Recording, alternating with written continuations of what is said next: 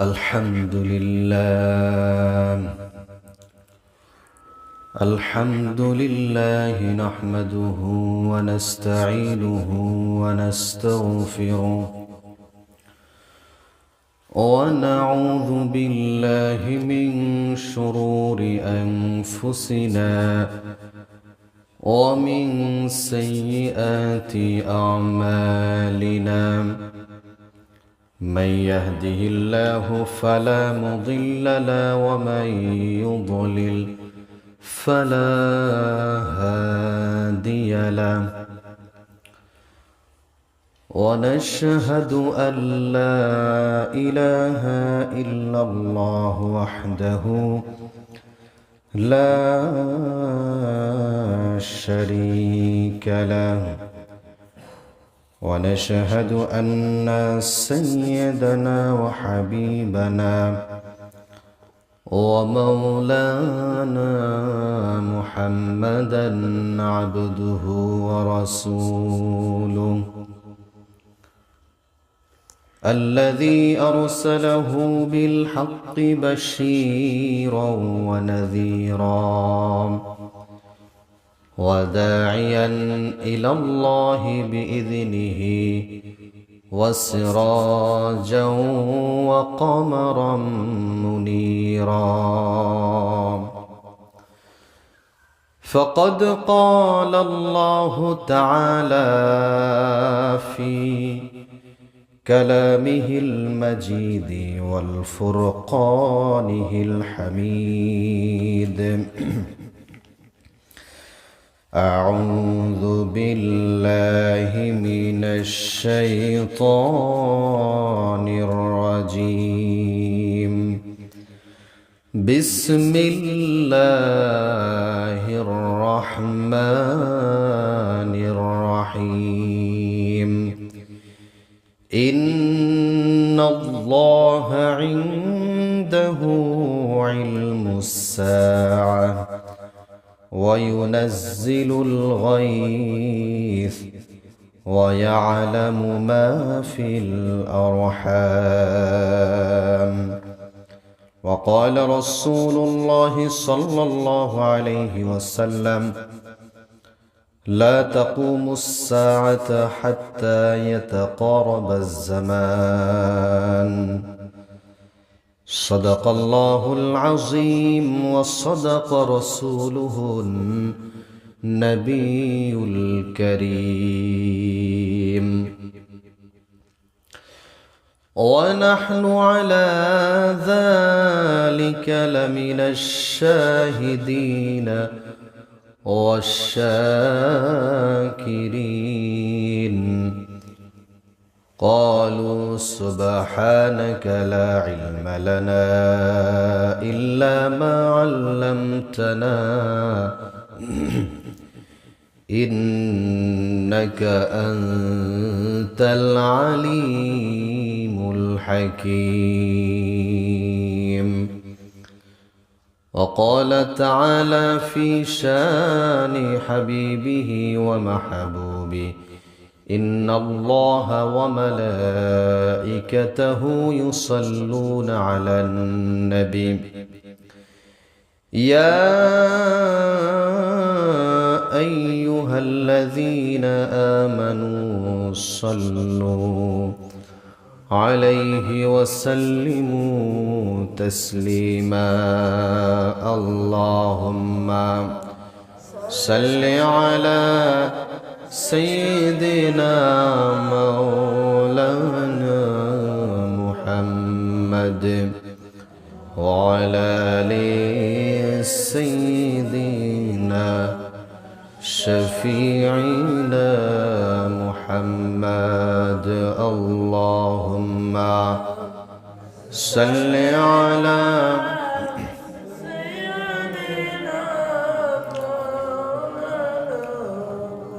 محمد وعلى آل سيدنا شفيعنا محمد سيد الكونين والثقلين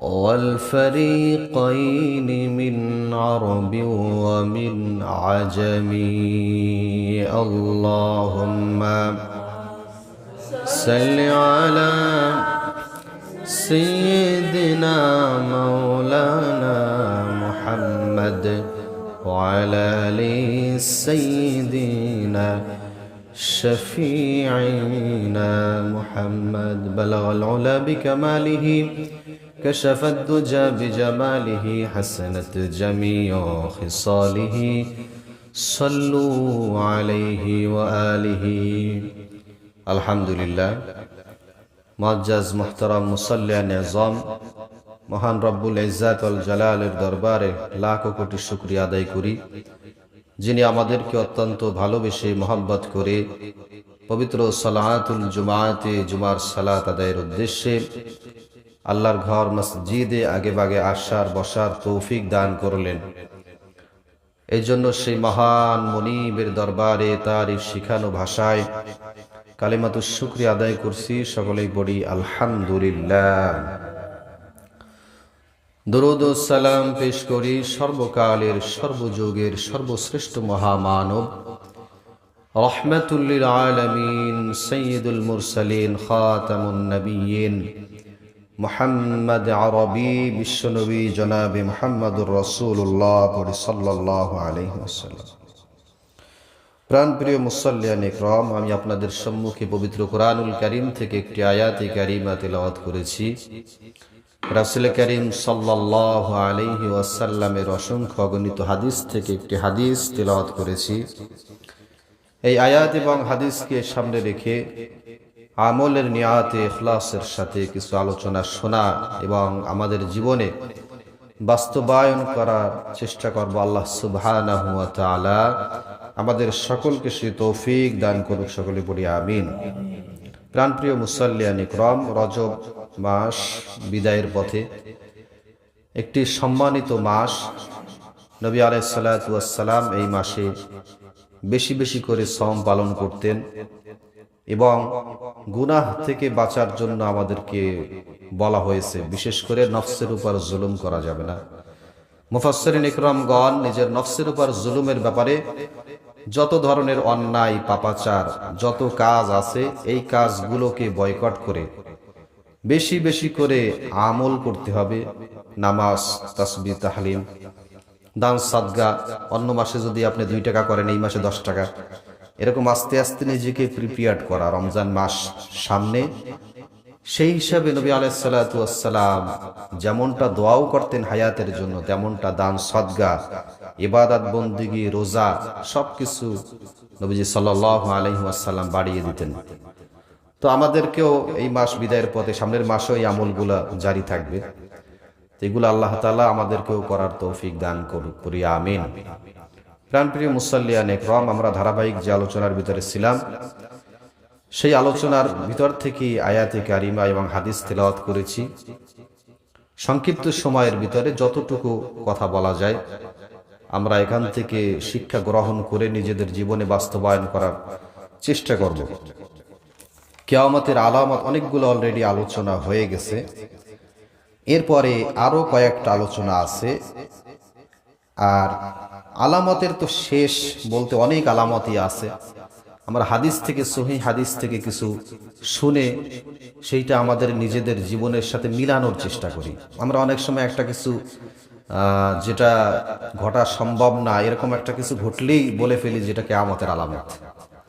কিন্তু আসলে সহিহ হাদিস দ্বারা যেগুলো প্রমাণিত সেটাও তো আমাদের জানা দরকার, ঠিক কিনা?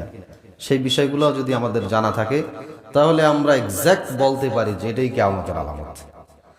তো এরকম কিছু আলামত যেগুলো নবী আলাইহিস সালাতু ওয়াস সালাম সহিহ হাদিসের ভিতরে বর্ণনা করেছেন, সেগুলো আমরা এক এক করে অনেকগুলো শুনেছি, আরো বাকি 2-1টা শুনবে ইনশাআল্লাহ। কিয়ামতের আলামত হলো নবীজি সাল্লাল্লাহু আলাইহি ওয়াসাল্লাম তিনি বলেছেন যে যুবক যুবতীরা তাদের পিতামাতার বাধ্য হবে না, অবাধ্য হয়ে যাবে। এখন সমাজে আমরা যদি লক্ষ্য করি দেখা যায় বেশিরভাগ যুবক যুবতী পিতামাতার অবাধ্য। ছেলেটাকে যদি বলা হয় যে বাবা হালের গরুটা নিয়ে আসো, একটু কাজে সহযোগিতা করো, সে খুব স্মার্টলি অ্যান্সার দেয়। এখন বর্তমান সমাজে যদি আমরা খেয়াল করি যে আমার এই কাজ করার এখন সময় নাই, বাহিরে আমার বন্ধুরা ডাকতেছে আমাকে, আছে না নাই? এরপরে মেয়েটাকেও আপনি কাজে বলবেন, অনেক অজুহাত যার শেষ নাই। কলেজে আমার অনেক কাজ, মনে মনে কয় আমার মা তো বোঝে না, কলেজে পড়ে নাই, সে কেমনে বুঝবে, সে তো ব্যাকডেটেড। এরকম অনেক ধরনের কথা কিন্তু ছেলেমেয়েরা বাবা মায়ের সাথে বলে। নবী আলাইহিস সালাতু ওয়াস সালাম বলেছেন এটা কিয়ামতের আলামত। পিতা মাতার কথা সন্তানরা শুনবে না, সন্তানরা শুনবে না, এটাও পিতামাতা দায়ী। এর ব্যাখ্যা করতে গেলে তো অনেক সময়ের দরকার। সন্তান যে পিতামাতার কথা শোনে না, এর জন্য 99%ই বলা যায় যে পিতামাতাই দায়ী। প্রাণপ্রিয় মুসাল্লিয়ান ইকরাম, অথচ নবী আলাইহিস সালাতু ওয়াস সালাম অসংখ্য হাদিসের ভিতরে বলেছেন পিতামাতার অবাধ্য হওয়া কি ভয়ঙ্কর পাপের কাজ, গুনাহের কাজ। ইন্নাল্লাহা হাররামাহু আলাইকুম উকুকুল উম্মাহাত, ইন্নাল্লাহা হাররামা আলাইকুম উকুকুল উম্মাহাত। পিতামাতার অবাধ্য হওয়া এটা হারাম, এটা কবিরা গুনাহ, নবীজি সাল্লাল্লাহু আলাইহি ওয়াসাল্লাম বলেছেন। আর অনেক হাদিস আপনাদেরকে শুনিয়েছি। 3 শ্রেণীর মানুষ কিয়ামতের ময়দানে আল্লাহ তাআলা তাদের দিকে তাকাবেন না, জান্নাত দান করবেন না। তার ভিতর একটা হলো অবাধ্য সন্তান, উকুকুল উম্মাহাত, পিতামাতার যে অবাধ্য সন্তান, সেই সন্তানের দিকে আল্লাহ তাআলা কিয়ামতের দিন তাকাবেন না। সালাসুল লা ইয়াদখুলুনাল জান্নাহ, জান্নাত দান করবেন না। ওয়ালা ইয়ানজুর ইলাইহিম ইয়াউমাল কিয়ামা, কিয়ামতের দিন তাদের দিকে ফিরেও তাকাবেন না। আমি নামাজি হতে পারি, আমি হুজুর হতে পারি, আমি বুজুর্গ আল্লাহওয়ালা ব্যক্তি হতে পারি, কিন্তু আমার দ্বারা আমার পিতামাতা যদি কষ্ট পায়, এই কষ্ট আমার জন্য জাহান্নামের কারণ হয়ে যেতে পারে। বনি ইসরাইলের ঘটনা আপনারা সবাই জানেন। জুরাইজ নাম পিতামাতার সাথে কোনো অসাধু আচরণ করে নাই, খারাপ বিহেভ করে নাই। শুধু পিতামাতা, মা একটু মনে কষ্ট পেয়েছে, বরদোয়া দিয়েছে, বরদোয়া কাজে লেগে গেছে। 100% পিতামাতা যদি সন্তানকে বরদোয়া দেয়, দোয়াও করে, যেমন কাজ হয় বরদোয়া দিলেও সেরকম সঙ্গে সঙ্গে লেগে যায়। জুরাইজ রহমাতুল্লাহি আলাইহি, বনি ইসরাইলের ঘটনা। জুরাইজ নামাজের ভিতরে দাঁড়ানো, ভালো কাজ করতেছে না, নামাজের ভিতরে নামাজ পড়তেছে, নামাজে দাঁড়ানো, পিছন থেকে খানকায় নামাজ পড়তেছে একটা স্পেশাল জায়গায়। মা পিছন থেকে ডাক দিছে, জুরাইজ আমি তোমার মা, দরজাটা খোলো। জুরাইজ আলেম ছিলেন না যে নফল নামাজ ছেড়ে মায়ের কথা শোনা জায়েজ আছে, ছেড়ে দেওয়া যায় নামাজ, এটা জানতেন না। সে নামাজে দাঁড়িয়ে গেছে, দিব্যি নামাজ পড়তেছে। মা ডাক দিছে একবার, জুরাইজ নামাজ ছাড়ে নাই। দ্বিতীয়বার আবার ডাক দিছে, ছাড়ে নাই। মনে মনে চিন্তা করতেছে, আর পরে ছাড়ে নাই। 3 বার ডাক দেওয়ার পরে মা বরদোয়া দিয়ে ফেলছে যে জুরাইজ তোমাকে আমি 1 বার 2 বার 3 বার ডাকলাম, তুমি আমার ডাকে সাড়া দিলা না। তোমাকে জানো প্রস্টিটিউশনের নারীর মুখ না দেখিয়ে তোমার যেন মৃত্যু না হয়, খারাপ নারীর চেহারা না দেখিয়ে তোমার যেন মৃত্যু না হয়। এই বরদোয়া মা দিয়ে ফেলছে, সাংঘাতিক বরদোয়া। বরদোয়া সঙ্গে সঙ্গে লেগে গেছে। জুরাইজ রহমাতুল্লাহি আলাইহি তার কিছুদিন পরে পাশ দিয়ে, খানকার পাশ দিয়ে যাচ্ছিলেন, গ্রামবাসীরা ধরে ফেলছে, কোথায় যাও, তুমি অমুক মেয়ের সাথে জিনা করেছো, তার গর্ভে সন্তান হয়েছে, সন্তানের পরিচয় দাও। জুরাইজকে আটকে ফেলছে। জুরাইজ বলে আমি এরকম কোনো কাজ করি নাই। আমাদের সমাজে এরকম অসংখ্য ঘটনা দেখা যায়, ভালো ব্যক্তির ঘাড়ের উপরে চাপিয়ে দেয় খারাপ ব্যক্তিরা। তো জুরাইজ বলল আমাকে 2 রাকাত নামাজ পড়ার অনুমতি দাও, সুযোগ দাও। এই সন্তান কার? এই সন্তানের জবান থেকে আমি বের করে দেব এই সন্তান আমার নাকি অন্য কোনো ব্যক্তির সন্তান আমার ঘাড়ে চাপিয়ে দেওয়া হচ্ছে। তো কিছু লোক থাকে না যে ঠিক আছে, জুরাইজ তো আমাদের আওতায় আছে, আমাদের আন্ডারে আছে, সে তো দৌড় দিয়ে পালিয়ে যেতে পারবে না। এই সন্তান কি জুরাইজের না অন্যের?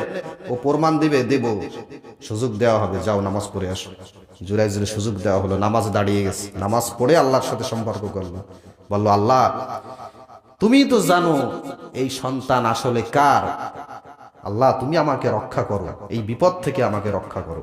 নামাজ শেষ করে এলাকাবাসীর সামনে দাঁড়িয়ে যেই বাচ্চা, যেই খারাপ মহিলার কোলে বাচ্চাটা ছিল, সেই বাচ্চার কাছে যে জিজ্ঞেস করলো তোর বাবার নাম কি, সঙ্গে সঙ্গে ওই বাচ্চার জবান খুলে গেল, বলে দিল যে আমার পিতা হলো অমুক রাখাল, সেই রাখাল আমার মায়ের সাথে জেনা করেছে, তার ফসল আমি। আল্লাহ সঙ্গে সঙ্গে ফয়সালা করে দিয়েছেন। তার ইমানটা খাঁটি ছিল, জুরাইজের ইমানটা খাঁটি ছিল, বুঝতে পারে নাই, এই জন্য মায়ের বরদোয়া কাজে লেগে, সে বুঝতে পারে নাই, তারপর মায়ের বরদোয়া কি হয়েছে, লেগে গেছে। সাংঘাতিক কথা। যারা মায়ের সাথে অন্যায় করে, বুঝে না বুঝে যে কোনো ভাবে হোক, বাবা মায়ের পা ধরে মাপ চাওয়া। যাদের জীবিত নাই তাদের মায়ের জন্য দোয়া করা।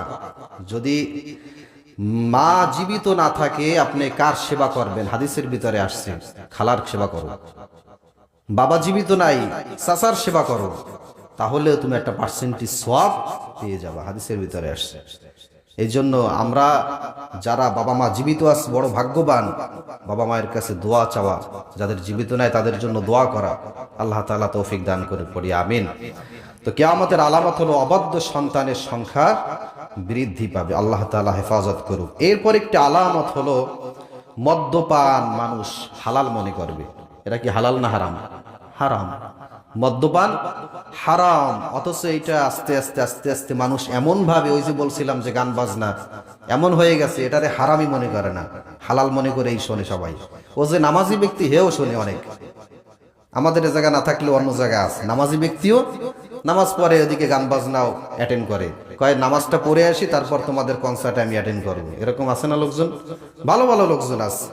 তো এটাকে হারাম কিন্তু মনে করে না, আসলে এটা হারাম।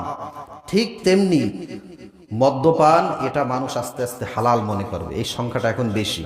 অন্য নাম দিয়ে খায়, স্পিড, টাইগার, বিয়ার, অন্য অন্য নাম দিয়ে, যে এটা মদ না, এটা হলো এই কি ফসপানি, এরকম কিছু কিছু স্পেশাল ফসপানি আছে যেগুলোর ভিতর মদের উপকরণ আছে। আমরা জানি না অনেক সময়, কিন্তু এটা না বুঝেই খেয়ে ফেলি।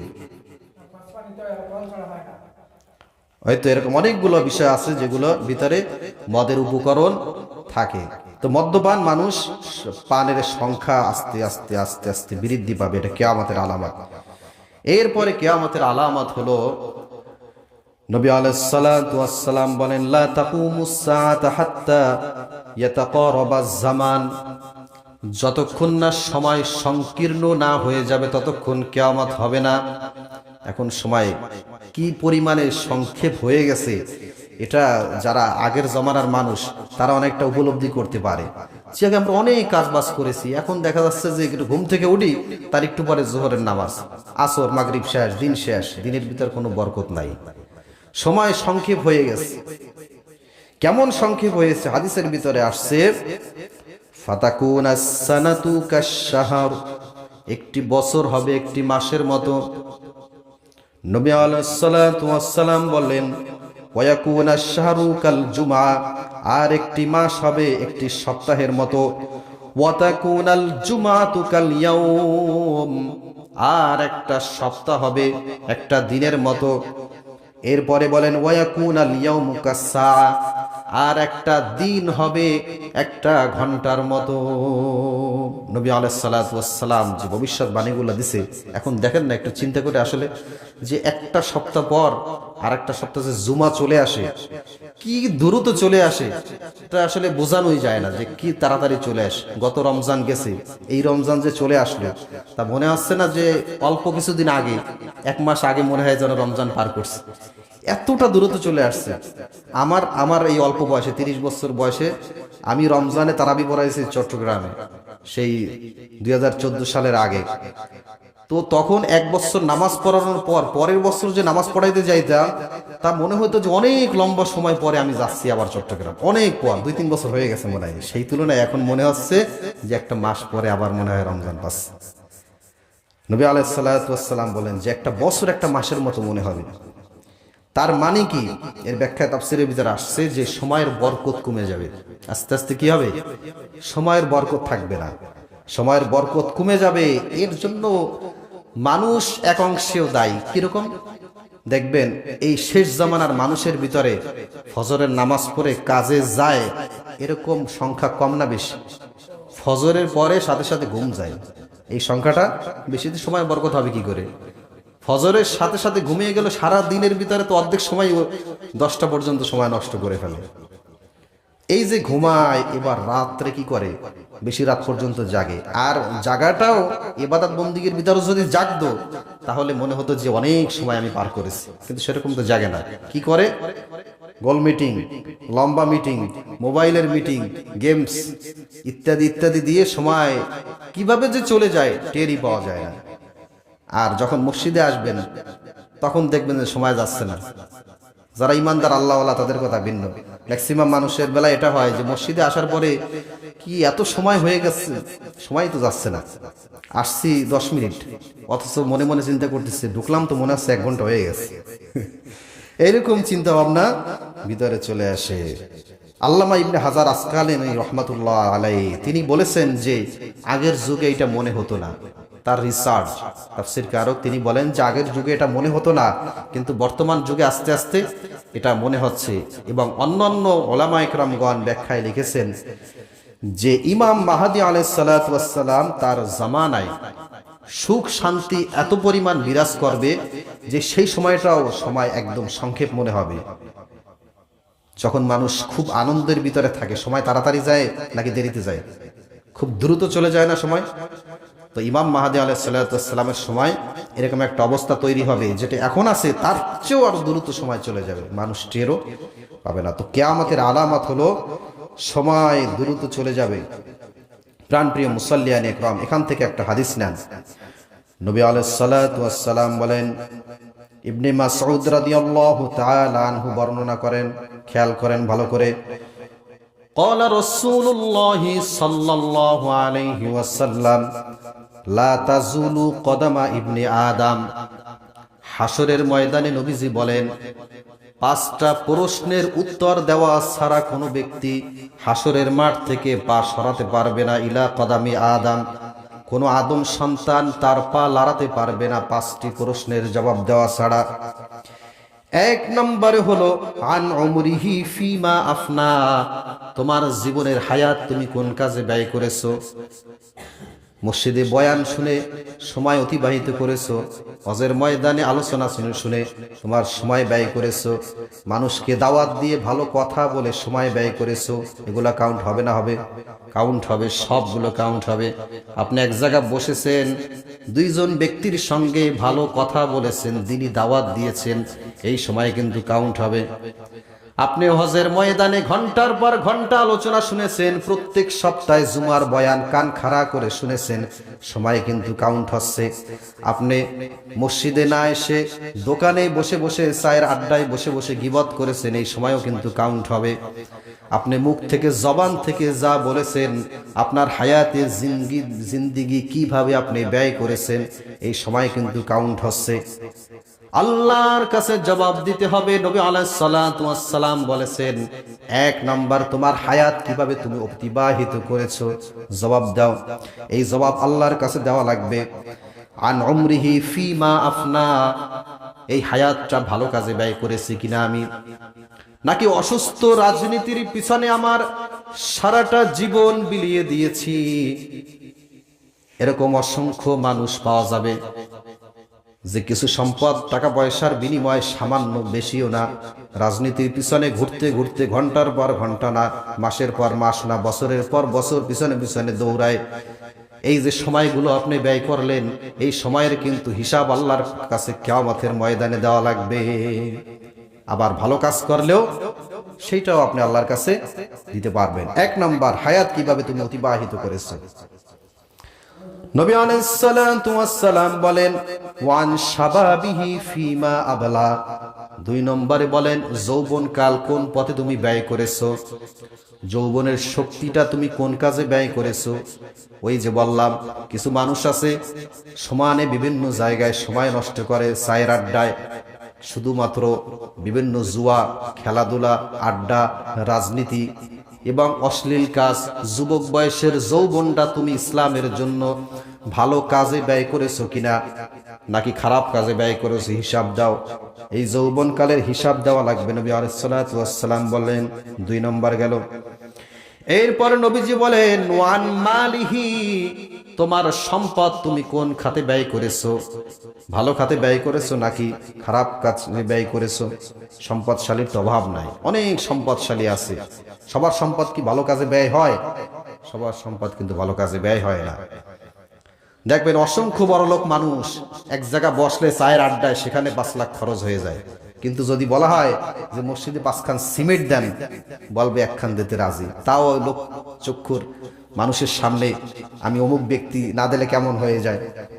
তো সম্পদশালী ব্যক্তি তার সম্পদগুলো কোথায় ব্যয় করেছে সে?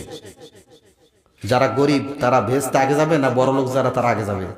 এটা তো সবাই জানেন মোটামুটি। যারা গরিব তাদেরকে আগে নেওয়ার চেষ্টা করবে আল্লাহ তাআলা। যাদের সম্পদ বেশি, এই সম্পদের হিসাব দাও, কোথায় কোথায় ব্যয় করেছো, ভালো কাজে খারাপ কাজে, মানুষকে দিয়েছো, জাকাত দিয়েছো, কোন কোন খাতে ব্যয় হয়েছে, এর হিসাব কিয়ামতের ময়দানে আল্লাহর কাছে দেওয়া লাগবে। এই যে এরপরে 4 নম্বর হলো অর্জিত সম্পদ ও সম্পদ কোথা থেকে উপার্জন করেছে, এরপরে ব্যয়টা তো বলা হয়ে গেছে। উপার্জন আপনি কোন খাত থেকে করেছেন, হালাল খাত থেকে, হারাম খাত থেকে, নাকি সুদে টাকা লাগিয়ে বসে বসে খেয়েছেন, এর একটা হিসাব আল্লাহর কাছে কিয়ামতের মাঠে দেয়া লাগে। প্রাণপ্রিয় মুসাল্লিয়ান ইকরাম, আল্লাহর নবী সাল্লাল্লাহু আলাইহি ওয়াসাল্লাম বলেন, ওয়া মাযা আমিলা ফিমা আলিমা, যে জ্ঞান তুমি অর্জন করেছিলা সেই জ্ঞানের কতটুকু আমল করেছো। আপনি যতটুকু জানেন সেখান থেকে কতটুকু আমল করেছেন। জাননেওয়ালা লোকের অভাব নাই, অসংখ্য মানুষ জানে। যে ব্যক্তি শুধুমাত্র জুমার নামাজ পড়ে সেও জানে যে 5 ওয়াক্ত নামাজ ফরজ, সুদ খাওয়া হারাম, ঘুষ খাওয়া হারাম, মিথ্যা কথা বলা যাবে না। আপনি যেগুলো জানেন সেগুলো সঠিকভাবে আমল করতেছেন কিনা, এর হিসাব দেওয়া লাগবে কি লাগবে না? এই হিসাব অবশ্যই দেওয়া লাগবে কিয়ামতের মাঠে। নবীজি বলেন, এই 5টা প্রশ্নের জবাব দেওয়া ছাড়া কোন আদম সন্তান তার পা লড়াতে পারবে না। আল্লাহ তাআলা এই সকল বিষয়টা বুঝে, এই 5টা বিষয় অত্যন্ত সেন্সিটিভ বিষয়, বুঝে আমাদের জীবনে বাস্তবায়ন করার তৌফিক দান করে পড়ি আমিন। আরেকটা শোনাই, 2-3 মিনিট আছে। এরপরে কিয়ামতের একটি আলামত হলো প্রতিবেশী আত্মীয়তার সম্পর্ক ছিন্ন করা। এটা এখন বর্তমান সময় কম না বেশি? আত্মীয় সম্পর্ক নাই। প্রত্যেকটা ফ্যামিলিতে খোঁজ নেবেন, 2-1টা ফ্যামিলি পাওয়া যাবে, তাও খুবই রেয়ার, খুঁজে পাওয়া মুশকিল যে এর আত্মীয় সম্পর্কটা খুব দৃঢ় আছে, মজবুত আছে, খোঁজ খবর নেয়, এক আত্মীয় আর এক আত্মীয়র বাড়ি খুব ভালো যায়, ভালো বন্ডিং আছে, রিলেশনশিপ খুব ভালো আছে। এই সংখ্যা খুবই কম। এইটা যে কিয়ামতের আলামত। নবী আলাইহিস সালাতু ওয়াস সালাম বলেছেন, শেষ জামানায় আত্মীয়তার সম্পর্ক থাকবে না, আত্মীয়তার সম্পর্ক ছিন্ন হয়ে যাবে। অথচ নবী আলাইহিস সালাতু ওয়াস সালাম কি ভয়ঙ্কর কথা বলেছেন, লা ইয়াদখুলুল জান্নাতা কাতিয়া, আত্মীয়তার সম্পর্ক ছিন্নকারী কিসে যাবে না? জান্নাতে যাবে না। আত্মীয়তার সম্পর্ক ছিন্নকারী জান্নাতে যাবে না। নবী আলাইহিস সালাতু ওয়াস সালাম বলেন, তোমরা কি তোমাদের হায়াত বৃদ্ধি করতে চাও? হায়াতে জিন্দেগি বৃদ্ধি পেতে চান কে কে? আমি যদি জিজ্ঞেস করি তো সবাই আমরা বলবো যে আমরা হায়াতের জিন্দেগি বেশি পেতে চাই। কেউ বলবো যে আমার হায়াত কম হোক, বলবো কেউ বলবো না। সবাই চাইবো যে আমাদের হায়াত যেন আল্লাহ তাআলা বাড়িয়ে দেয়। হায়াতে জিন্দেগি প্রত্যেকটা মানুষ কামনা করে যেন আমি হায়াত বেশি পাই। আমার দাদা পেয়েছে 120 বছর, আমি যেন মিনিমাম যেন আমি 100 বছর পাই। এই চিন্তা ভাবনা প্রত্যেকটা মানুষের ভিতরে কাজ করে। আমি আপনি বলেন সবার ভিতরেই কাজ করে যেন হায়াত জিন্দেগি পাই এবং সুস্থ হায়াত যেন আমি পাই। নবী আলাইহিস সালাতু ওয়াস সালাম বলেন, তোমরা যারা হায়াতে জিন্দেগি বেশি পেতে চাও, আত্মীয়তার সম্পর্ক দৃঢ় করো, মজবুত করো। আত্মীয়তার সম্পর্ক ছিন্ন করবে যেই ব্যক্তি, হায়াত আস্তে আস্তে কমে যাবে। সম্পর্ক ভালো রাখবেন, হায়াত বৃদ্ধি পাবেন। একই হাদিসের ভিতরে আসছে, তোমরা যদি কোনো ব্যক্তি রিজিকের ভিতর বারাকাত পেতে চাও, রিজিক বৃদ্ধি পেতে চাও, তুমি চাও তোমার রিজিকটা বৃদ্ধি পাক, তাহলে তোমাদের আত্মীয়তার সম্পর্ক ছিন্ন করবা না, আত্মীয়তার সম্পর্ক দৃঢ় এবং মজবুত রাখবে। এই সম্পর্কগুলো দৃঢ় এবং মজবুত রাখলে আল্লাহ তাআলা রিজিক, হায়াত এবং বরকত দান করবেন। কিয়ামতের আলামত হলো এই সম্পর্কগুলো থাকবে না। কিন্তু আমাদের চেষ্টা করা দরকার যে আমরা, আমার পাশে আমার ভাই আছে, তার সাথে আমার সম্পর্কটা যেন ভালো থাকে। আমার বোন আছে, তার সাথে আমার সম্পর্কটা যেন ভালো থাকে। আমার প্রতিবেশী আছে, তার সাথে আমার সম্পর্কটা যেন ভালো থাকে। প্রতিবেশীর খোঁজ খবর নেওয়া, আগে যেই পরিমাণ মানুষ প্রতিবেশীর সাথে ভালো সম্পর্ক ছিল, খোঁজ খবর নিত, আস্তে আস্তে এটা কিন্তু এরকম নাই। আগে একটা খাবার রান্না করলে ওই খাবারটা অবশিষ্ট যদি বেশি থেকে যেত, এই খাবারটা আস্তে পাশের বাড়ি পাঠিয়ে দিত, অমুক ব্যক্তির কাছে এই খাবারটা পৌঁছে দিয়ে আস, ঘরের কাউকে দিয়ে পাঠিয়ে দিত, অমুক ব্যক্তির কাছে পাঠিয়ে দিস, আমার পাশের প্রতিবেশী, পাশের বাড়ি আমার ঘরে রান্না হয়েছে, তার ঘরে তো একটু ঘ্রাণ গিয়েছে, তার ঘরে পাঠিয়ে দিস। এখন একই ফ্ল্যাটের ভিতরে তার সাথে কোনো সম্পর্ক নাই, বছর চলে যায় তার সাথে কোনো দেখা নাই, ঘরের ভিতরে একটা ফ্রিজ আছে, এর থেকে আবার ভিতরে বসাই দেয়, খাওয়া শেষ ভিতরে বসাই দেয়, কোনো কাউকে দেওয়া দেই নাই। এটা ভালো ব্যক্তির বৈশিষ্ট্য না। আল্লাহ তাআলা এখান থেকে আমাদের হেফাজত করুক। যদি আত্মীয় সম্পর্ক, প্রতিবেশীর সম্পর্ক দৃঢ় করতে পারেন, মজবুত করতে পারেন, হায়াতের ভিতরে, রিজিকের ভিতরে বরকত দেবেন, বলেছেন কে? নবী আলাইহিস সালাতু ওয়াস সালামের হাদিস দ্বারা প্রমাণিত। এরপরে নবী আলাইহিস সালাতু ওয়াস সালাম বলেন, মান কানা ইউমিনু বিল্লাহি ওয়াল ইয়াউমিল আখিরি ফালা ইউজাজার, যেই ব্যক্তি আল্লাহ এবং আখিরাতে বিশ্বাস করে সেই ব্যক্তি যেন আত্মীয় প্রতিবেশী তাদেরকে কখনো কষ্ট না দেয়। আমি বুঝতেছি আমি নিজে একটু কষ্ট পাচ্ছি, তার ডালটা আমার বাড়ির ভিতরে ঢুকে গেছে, আমি কষ্ট পেয়ে তার সাথে ঝগড়া করলাম, সম্পর্ক থাকবে? আপনার বোঝা দরকার আছে। অনেক সময় বুঝেও তারপরও তাকে কিভাবে অত্যাচার করা যায়, এই টেন্ডেন্সি, এই মানসিকতা আমাদের ভিতরে অনেকের ভিতরে আছে, যে আমি বুঝতেছি আমার খুব একটা বেশি ক্ষতি হচ্ছে না, কিন্তু তারপরও তার সাথে গায়ে পড়ে ঝগড়া করি। কারণ কি? তারে কিভাবে ডাবানো যায়, তারে কিভাবে নোয়ানো যায়, আমি কিভাবে উপরে থাকতে পারি, এই চিন্তা ভাবনা অনেকের ভিতরে থাকে। আল্লাহ তাআলা আমাদের সকলকে হেফাজত করুক। আখির